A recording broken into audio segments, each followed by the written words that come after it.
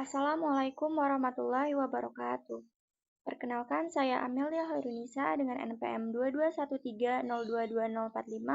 Di sini saya akan mempresentasikan materi tentang sistem pencernaan pada manusia. Sistem pencernaan merupakan serangkaian jaringan organ yang memiliki fungsi untuk mencerna makanan. Makanan-makanan tersebut akan diproses secara mekanik ataupun secara kimiawi.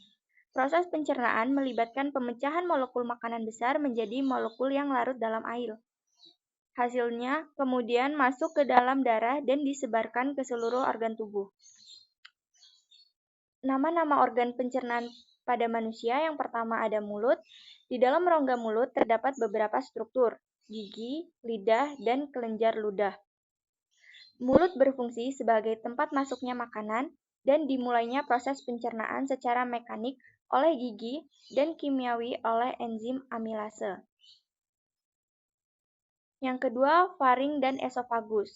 Strukturnya yang pertama ada lapisan mukosa, bersifat kuat dan elastis. Pada lapisan ini ada epitel yang mempunyai sel goblet sebagai penghasil mukus atau cairan kental.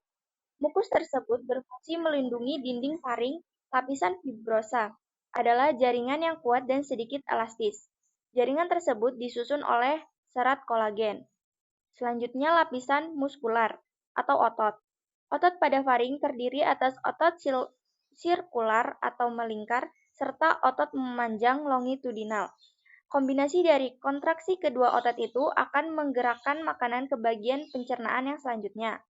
Fungsinya, faring atau tenggorokan dan esofagus atau kerongkongan berfungsi sebagai jalur makanan untuk didorong ke lambung dengan gerakan peristaltik atau meremas-remas.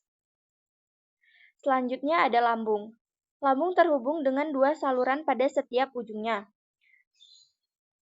Ujung atas dari lambung juga terhubung pada esofagus atau kerongkongan. Saluran esofagus ini adalah saluran yang berfungsi untuk jalur masuk makanan yang berasal dari mulut. Pada bagian bawah lambung terhubung dengan usus halus. Lambung berfungsi sebagai pemecah makanan yang nantinya dicampur dengan asam dan enzim untuk mencerna protein, menyimpan makanan, serta mematikan mikroorganisme. Selanjutnya pankreas, hati, dan empedu. Bagian utama pankreas terdiri dari kepala pankreas. Menempel pada usus halus, kepala merupakan bagian terluas dari pankreas. Badan pankreas, bagian yang berada di antara kepala dan ekor. Badan merupakan bagian paling penting pada pankreas. Ekor pankreas, bagian meruncing yang ada di perut kiri. Hati adalah organ pelengkap yang membentuk cairan empedu dari proses pencernaan lemak. Pankreas berfungsi memproduksi enzim untuk mencerna karbo, protein, lemak, dan usus halus. Lalu usus halus. Usus halus terdiri atas 3 bagian, yaitu duodenum, usus 12 jari, jejunum, usus kosong, dan ileum, usus penyerapan. Usus halus terbagi jadi 3, duodenum, jejunum, ileum. Duodenum berfungsi sebagai tempat pencernaan kimiawi, sedangkan jejunum dan ileum ini tempat penyerapan sari makanan. Selanjutnya usus besar. Usus besar memiliki struktur dinding yang sejenis dengan usus halus, seperti lapisan serosa, otot submukosa, dan mukosa. Fungsi utama dari usus besar yaitu untuk melakukan penyerapan makanan hingga membuangnya keluar tubuh. Di samping itu, usus besar juga memiliki fungsi lainnya. Usus besar difungsikan sebagai pengatur kadar air pada sisa makanan. Di dalamnya terdapat mikroorganisme yang dapat membusukkan sisa makanan sampai berbentuk feses atau tinja. Yang terakhir yaitu anus. Kulit di sekitar anus merupakan kulit berkeratin yang dilapisi oleh epitel squamous stratified yang memiliki komponen kulit rambut halus, kelenjar keringat, kelenjar sebasea, dan nervus somatik atau sensitif terhadap nyeri. Tanpa komponen kulit tersebut, maka kulitnya terlihat seperti dilapisi sel epitel kuboid. Saluran anal memiliki panjang sekitar 2-4-5 cm. Dikelilingi oleh otot berbentuk seperti cincin yang disebut sphincter anal internal dan sphincter anal eksternal. Saluran ini dilapisi oleh membran mukosa. Bagian atas saluran ini memiliki sel yang menghasilkan sekret untuk mempermudah feses keluar dari tubuh. Anus memiliki fungsi membagi jalur untuk membuang zat sisa makanan sebelum dikeluarkan. Feses ini akan ditampung lebih dulu di bagian ujung usus besar, yaitu rektum.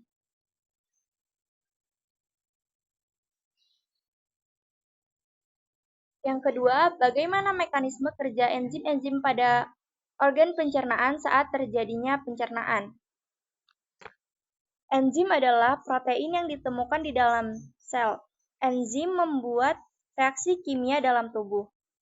Fungsi enzim di dalam tubuh sangat penting, yaitu membangun otot, menghancurkan racun, dan memecah partikel makanan selama proses pencernaan.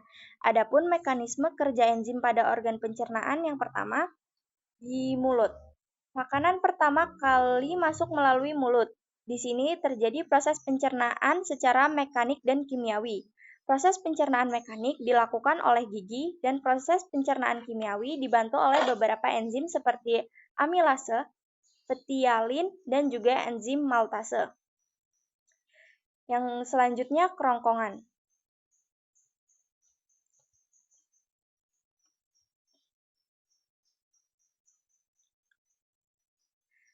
Selanjutnya, makanan menuju ke kerongkongan terlebih dahulu sebelum mencapai lambung. Di kerongkongan terdapat gerakan meremas-remas atau peristaltik berfungsi untuk mendorong makanan menuju lambung.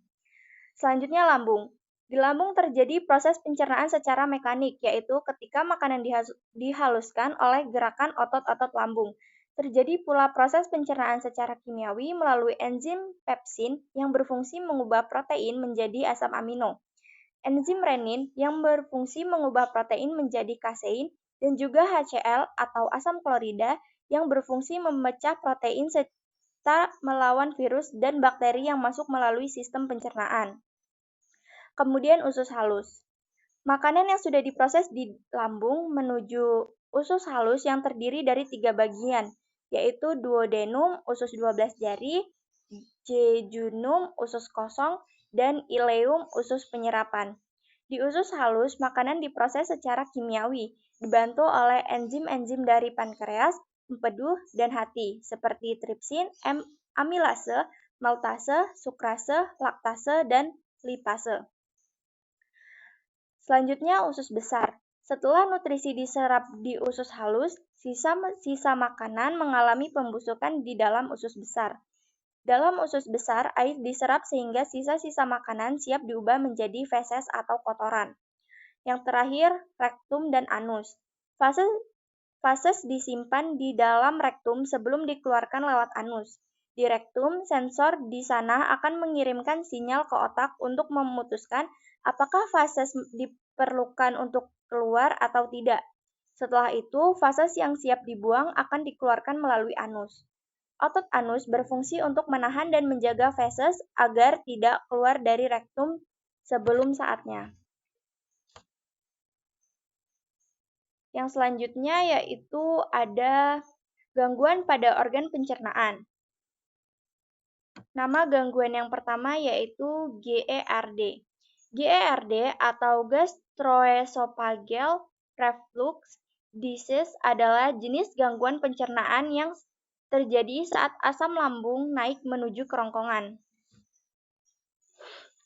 Hal tersebut disebabkan oleh melemahnya katup atau sfinkter bagian bawah kerongkongan. Normalnya, katup ini akan menutup setelah makanan masuk ke lambung. Namun, pada penderita GERD, katup tersebut tidak bisa menutup dengan sempurna sehingga membuat asam lambung naik ke kerongkongan. Upaya menjaga kesehatan organ reproduksinya dapat dilakukan dengan makan makanan dengan porsi yang lebih kecil, tidak langsung berbaring setelah makan, menghindari makanan pedas, berlemak, asam, dan kafein. Gangguan yang selanjutnya yaitu IBD. Penyakit radang usus atau IBD adalah kondisi peradangan yang berlangsung lama di saluran cerna. Dua jenis paling umum dari IBD yaitu penyakit Crohn dan kolitis ulceratif Jenis gangguan pencernaan berikut dapat menyebabkan iritasi dan pembengkakan. Upaya untuk mencegahnya dapat dilakukan dengan mengubah pola makan dan minum, menghentikan kebiasaan merokok, berolahraga secara rutin, dan mengelola stres dengan baik. Selanjutnya, tukak lambung. Tukak lambung merupakan luka yang terjadi pada dinding lambung. Jenis gangguan pencernaan ini disebabkan oleh infeksi bakteri Helicobacter pylori atau efek samping penggunaan obat pereda nyeri dalam jangka panjang. Ciri umum tukak lambung meliputi kembung, mual, dan muntah. Feses berwarna gelap. Upaya untuk mencegahnya dapat dilakukan dengan memperbanyak konsumsi sayur, biji-bijian, dan buah yang mengandung vitamin A dan C, mengonsumsi makanan yang mengandung probiotik, serta yogurt, menghindari konsumsi susu dan makanan yang dapat mengiritasi dinding lambung. Selanjutnya, diare. Mengalami peningkatan frekuensi buang air besar lebih dari 3 kali dalam sehari disertai tekstur feses yang lebih cair. Adapun penyebab gangguan pencernaan ini seperti infeksi, rotavirus atau bakteri, efek samping obat, serta perubahan pola makan. Untuk mengatasinya, penderita diare membutuhkan obat yang bermanfaat untuk menggantikan cairan dan elektrolit tubuh yang hilang. Yang terakhir, ada gangguan wasir. Gangguan pencernaan yang terasa menyakitkan dikarenakan pembuluh darah di saluran anus mengalami pembengkakan. Wasir dapat menimbulkan gejala seperti nyeri dan gatal pada anus serta keluarnya darah saat BAB. Bahkan kadang juga bisa membuat penderitanya sulit untuk duduk. Adapun upaya untuk mengatasinya itu dengan perubahan gaya hidup seperti mengonsumsi banyak cairan dan makanan berserat serta obat-obatan. Namun jika sudah memasuki stadium lanjut, maka dibutuhkan tindakan operasi. Yang selanjutnya ada peta konsep mekanisme pencernaan pada manusia. Sistem pencernaan manusia.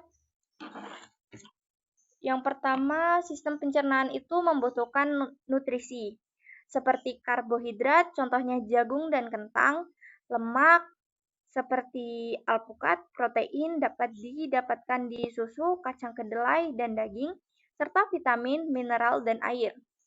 Selanjutnya, struktur dan fungsi sistem pencernaan manusia dibagi menjadi 3. Yang pertama, organ pencernaan utama yang terdiri atas mulut, kerongkongan, lambung, usus halus, usus besar, rektum, dan anus. Yang kedua, organ pencernaan tambahan yang terdiri dari hati, kantung empedu, dan pankreas. Serta yang ketiga, enzim-enzim pencernaan. Gangguan pada sistem pencernaan manusia, misalnya seperti obesitas, krias gigi, MAC, hepatitis, diare, konstipasi, kekurangan vitamin, dan kekurangan mineral. Upaya menjaga sistem pencernaan manusia dapat dilakukan dengan konsumsi makanan bernutrisi, konsumsi cukup serat, cukupi kebutuhan cairan, olahraga teratur, dan kelola stres. Baik, sekian yang dapat saya presentasikan tentang materi sistem pencernaan manusia untuk hari ini. Mohon maaf apabila terdapat kesalahan dalam penyampaian. Saya akhiri, wassalamualaikum warahmatullahi wabarakatuh.